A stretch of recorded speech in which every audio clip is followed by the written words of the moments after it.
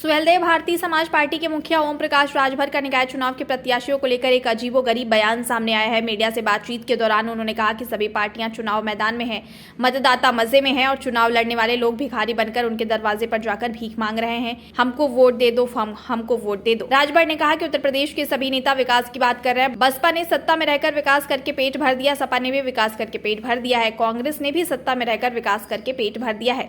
वहीं भारतीय जनता पार्टी सत्ता में है और विकास करके लोगों का पेट भर रही है। ओपी राजभर ने कहा कि प्रदेश में फ्री शिक्षा हो, इस पर कोई बात नहीं कर रहा है। प्रदेश में गरीबों का फ्री इलाज होना चाहिए, इस पर भी किसी का ध्यान नहीं है।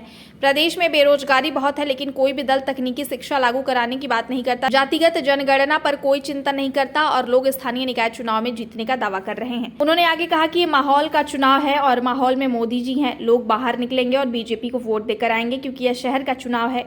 ओपी राजभर ने कहा कि बीजेपी सत्ता में नहीं थी तब भी जीती थी, सत्ता में है तब भी जीती है, इसलिए ये चुनाव भी बीजेपी ही जीतेगी। उन्होंने कहा कि बीजेपी का मुकाबला मेयर के चुनाव में कोई नहीं कर सकता है। नगर पंचायत, नगर पालिका में भले ही सपा, बसपा और कांग्रेस जीत सकती है। सभी पार्टियां चुनाव मैदान में हैं, मतदाता मजज है इस समय और चुनाव लड़ने वाले लोग भिखारी बनकर के उनके दरवाजे पर जाकर के भीख मांग रहे हैं कि हमको वोट दे दो, हमको दे दो, हम आपका विकास करेंगे। कोई नेता उत्तर प्रदेश में हमने नहीं सुना कि कोई ये कह रहा हो कि हम आपका विनाश करेंगे।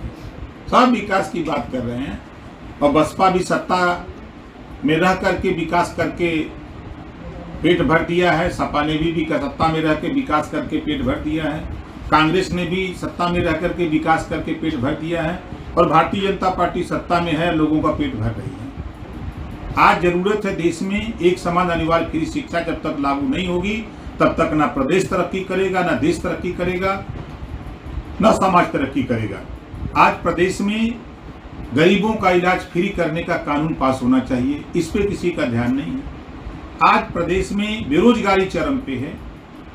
देश में तकनीकी शिक्षा लागू करने के लिए किसी दल के पास इस पे कोई ठोस नहीं है कि हम कक्षा 4 से तकनीकी शिक्षा लागू करें, इस पे विचार करने के लिए किसी के पास नहीं है।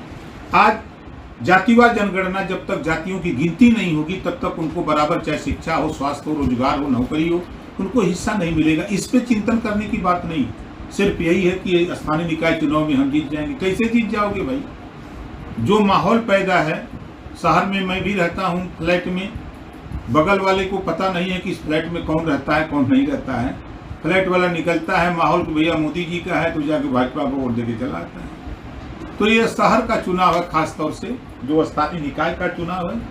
इस शहर के चुनाव में बड़े पैमाने पर आप देखिएगा, सत्ता में नहीं थी तब भी बीजेपी जीती थी, सत्ता में है तब भी उस समय 13 मेयर के नगर निगम होते थे, बीजेपी जीता करती थी। आज 17 हो गए हैं, तो बीजेपी बड़ी संख्या में चुनाव जीतेगी।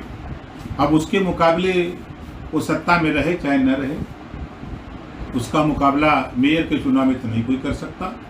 हाँ, रही बात नगर पंचायत, नगर पालिका, सभासद, तो कुछ हम भी जीत सकते हैं, कुछ बसपा भी जीत सकती है, कुछ सपा भी जीत सकती है।